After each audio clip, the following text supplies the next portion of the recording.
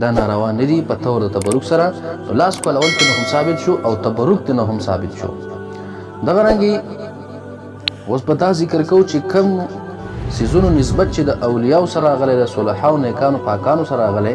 په دغه سيزونو باندې تبرک نیول څه شي دي څنګه دي. یا لکه د قبر د یو چاته ورتل الته دعا کول، هغه تفصیل سره مخکې خبره ذکر شو. خو د قبر خواته مثال په تور مالګه لګېدلې هغه خوراک، یا د قبر سره خاوره ده د هغې خوراک په وجې تبرک سره، یا هلته کې کاڼې لګېدلی دی، یا د اولیاو د جسم سره کپړه لګېدلې ده. نو په دغې باندې تبرک نیول څنګه دي. یا د انبیاو د جسم سره یو کپړه لګېدلې وي یا ورسره پیاله لګېدلې وي،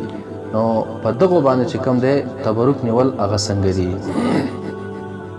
نو په خصائص کبرا کې امام جلال الدین سیوطی رحمت الله علیه فرمایي، خصائص کبرا جلد نمبر 2 او صفحه 26 کې فرمایي، د یو صحابي مبارک مبارک فرمایي چې د یو صحابي سره د نبی اکرم صلی الله علیه وسلم د قمیص یو ټوټه وه. نو دغه صحابي مبارک په یغسل حال المریدی دا ټوټه د قمیص د نبی اسلام مبارک په مریضان ته چې کوم دی وینځله و یستشفى بها، او په دې باندې چې کوم دی هغه شفا حاصلوله د خپلو مریضانو ته. نو د نبی صلی الله علیه وسلم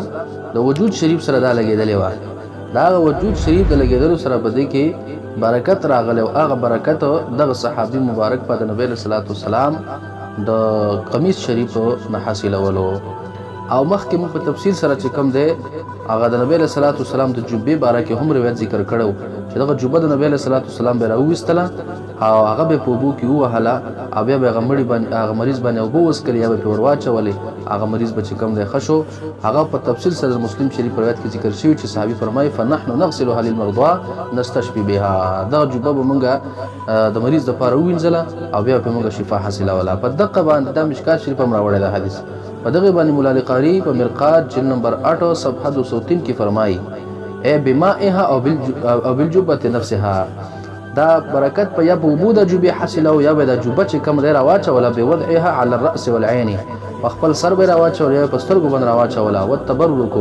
بلمس اليدين، آیا به چې کوم دی تبرک په حاصلولو په دې جوبه باندې به لاس راښکودل، یا به جوبه سر راواچوله تبرک په حاصل کو، یا به په سترګو باندې ومږله، یا به چې کوم دی په خپل لاسونو پسې دا جوبه ومږله. وتقبیل شفتین، یا به ښکول کړله او په دې به تبرک حاصلو، یا به د جوبه اوبو ګیوله هغه اوبه به پرې راواړولې. په دې ټولو طریقو باندې به تبرک حاصلوو او خپل مړو ته چې کوم دی خپل مریضان ته چې کوم دی هغه شفا په طلبوله د الله تبارک تعالی نه په وسیله او په توفیل او په برکت دغه جوبې د نبی علیه الصلاه والسلام دا ځکه موثر حقیقت کې الله تبارک تعالی دی.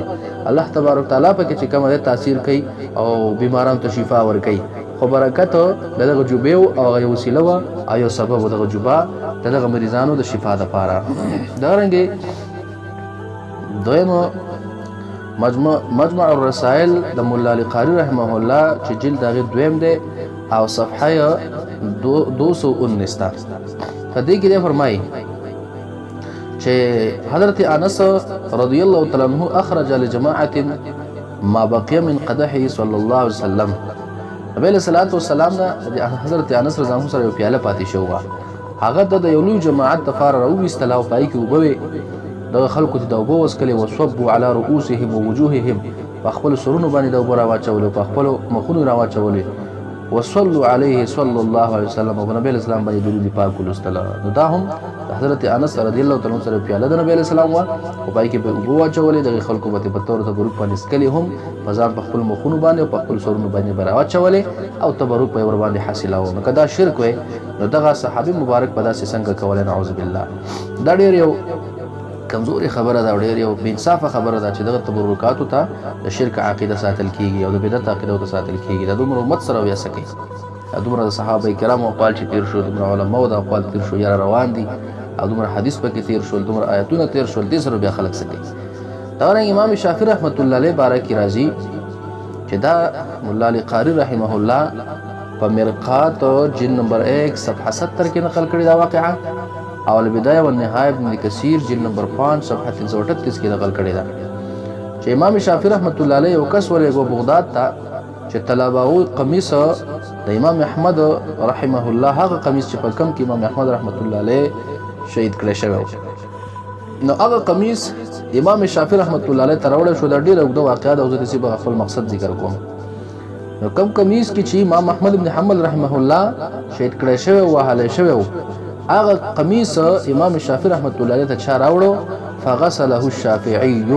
امام شافعي رحمت الله علیه دغه قمیص ووینځلو وشرب ماءه او بیا دغه اوبه وڅکلې په طور د تبرک باندې او دا امام احمد بن حنبل رحمه الله د امام شافعي رحمه الله شاګرد هم دی خو امام شافعي رحمه الله ورته د برکت عقیده ساتي او دا قمیص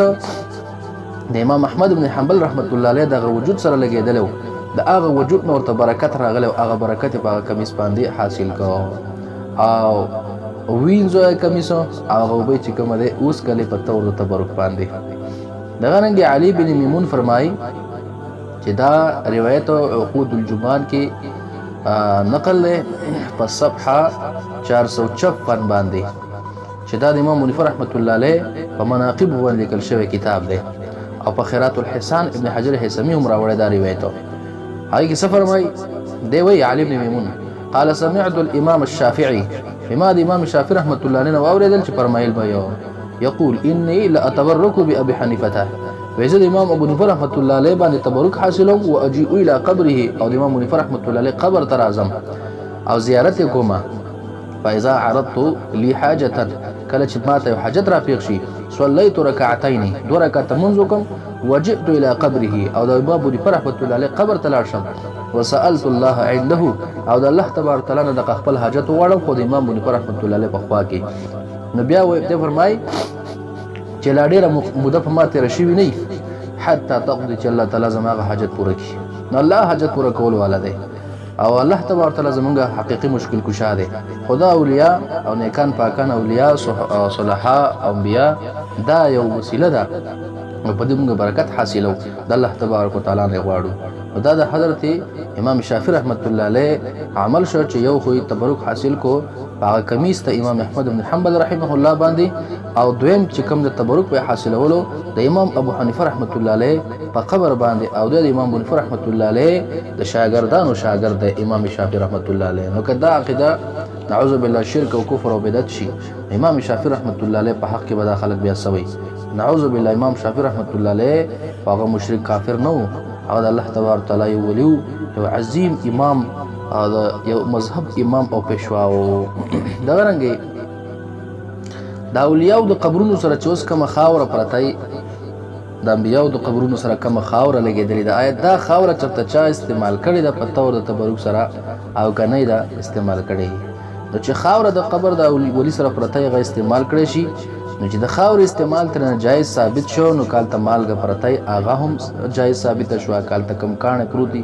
او سو قرباني چې کومه د تبرک حاصله هغه هم ثابت شو ځکه چې په دې ټولو باندې د الله تبارک وتعالى د جانبه یو رحمت وريږي هغه خبره مخکې تفصیل سره تیر شو چې ان رحمت الله قریب من المحسنین الله تبارک وتعالى فرمایي چې بشکه رحمت د الله تعالی د نیکانو سره نږدې ده نو دا ولی چې کوم دی دا یو نیک انسان دی د الله تبارک وتعالى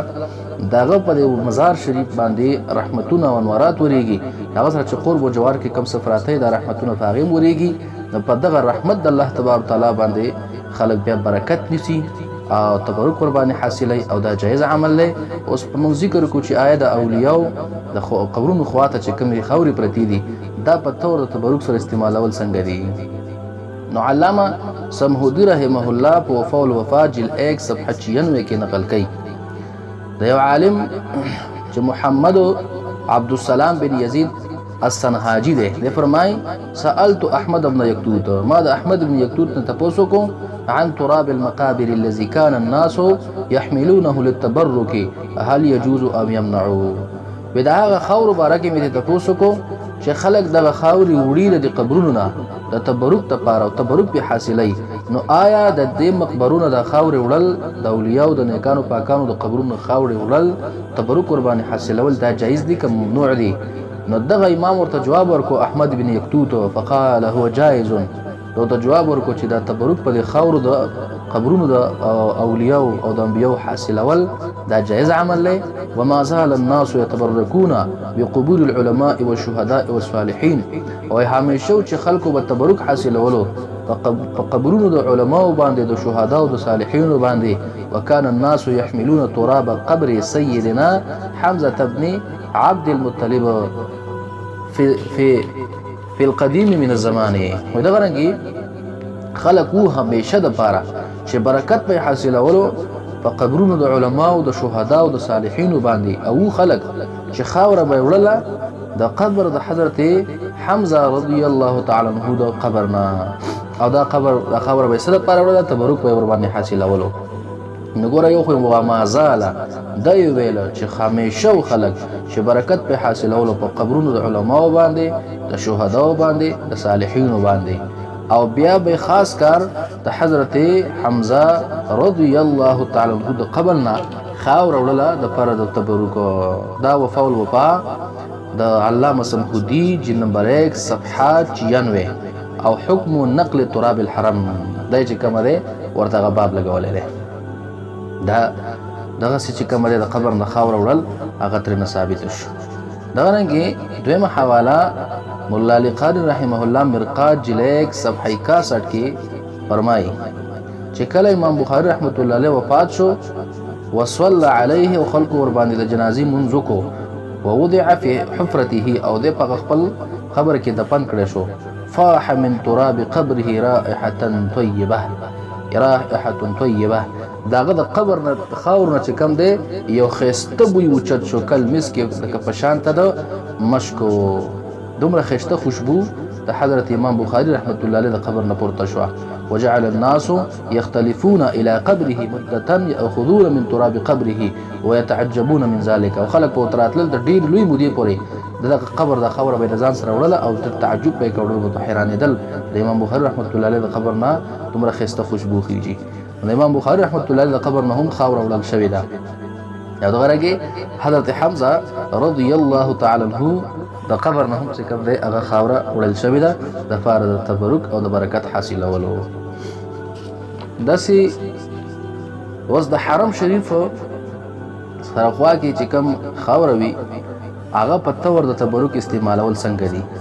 خو ډېره داسې خاوره ته وړل د حرم شریف نه چې حرم شریف ته به نقصان ورسیږي دا صحیح نه دي بیا د حرم شریف هغه نقصان ور باندې کېږي خو چې هغه قدر یسیري لږه شانته خاوره د تبرک لپاره چې حرم شریف ته پکې کم نقصان نه ورسیږي دا بیا جایز دي نو علامه شامی رحمه الله په جلد نمبر 4 او صفحه 61 کې فرمایي دغه فتاوی عالمگیریه جلد نمبر 1 صفحه 465 کې فرمایي لا بأس باخراج التراب والاحجار التي في الحرم وي باک نشته فوړلو د خاورې کې او د غټو کې د حرم شریف نه وکذا قيل في بيت المعظم او دغه رنګ چې بیت المعظم کې دنه کمی خاورې او غټي لګېدلې اذا كان قدر يسيرا او چې لګه خاورې لتبرک به د پار د تبرک حاصلولو په دغه غټو د خاورو سره وړل د جایز دي زموږ د فقهای کرام ولیکل امانه حواله ذکر کړل او فتح القدیر کې هم د ابو د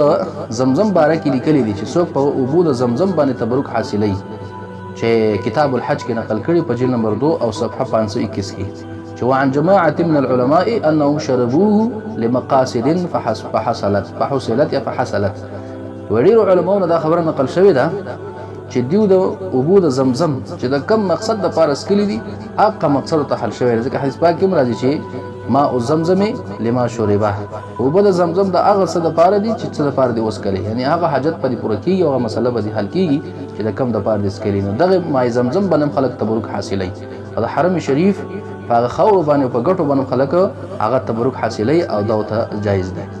مولا علی قاری رحمت الله علیه په مرقات جلد نمبر 5 صفحه 660 کې لیکلي دي چې واما نقل ما زمزم للتبرك به مندوب اتفاقا چې خلک د زمزم اوبر اوړي د ځان سره او تبرک حاصلین وي دا مستحب او مندوب عمل اتفاقا د علماء په اتفاق باندې چې ورته کوم دی ناروا نه دی ویلي بیا په ځکه مولا علی قاری رحمه الله فرمای په مرقات جلد نمبر 5 صفحه 608 باندې د مذکوره صفحه ده فرمای وکانا یصب علی المريض ويستشفيهم دا وبد زمزم شریف په مریضانو باندې اچول کېدل او استشفاء به حاصله ولا چې الله تبارک تعالی د برکت باندې زمونږ مریضانو ته کوم ده شفا ورکي دا وبد زمزم په طریقې تبرک سره استعمالول دا مستحب شو او په اتفاق د علماء باندې دا رنګ د حرم شریف نه کوم ده خاوره ګټې وړل تبرکن دا هم جایز شو، یا د اولیاو د قبور سره چې کوم دی د صالحینو شهداو نیکانو پاکانو د قبور سره چې کوم خاورې دی غوړل د تبرک لپاره هم جایز شو. دا وجه دا شو چې په دې رحمت راورېږي چې دغه قرب جوار کې سره کم شی پروت دي، کاغه مالګه ده او کاغه ګټه ده که یا بل یو شی دی، نو هغې به هم دا رحمت ورېږي. نو د هغه رحمت نه چې کوم دی موږ او تاسو بیا هغه طلب د برکت پې کوو او استشفا پې کوو، د خپلو مریضانو هغه روغوالی چې کوم دی د الله تبارک تعالی نه په برکت ته دغه څیزونه غواړو او په سبب په وسیله باندې. دغه رنګې علامه طحطاوي رحمه الله په حاشیة الطحطاوي کې فرمایي جلد نمبر 1 او صفحه 22 کې چې دی فرمایي یجوز الاغتسال والتوضؤ بماء زمزم ان كان على طهارة للتبرك، وی جایز دی غسل کول او دس کول په اوبو د زمزم باندې، خو که دا سړی چېرته مخکې نه په طهارت باندې دا غسل او دس کول پې څنګه جایز دي؟ للتبرک، دپاره د تبرک چې تبرک ور باندې حاصل کړی شي. دا زمونږ مشهور فقها دي، احناف دي، موږ تاسو ته ذکر کړل چې تبرک په دغه مای زمزم باندې نیول او دغه رنګې چې مخکې کومې خبرې مذکورې شولې ذکر شولې په دې ټولو باندې تبرک نیول او حاصلول دا چې کوم دی جایز دی. اوس بله خبره دا کوو چې کم کویان یا کم چینې د اولیاو د قبرونو خواته دي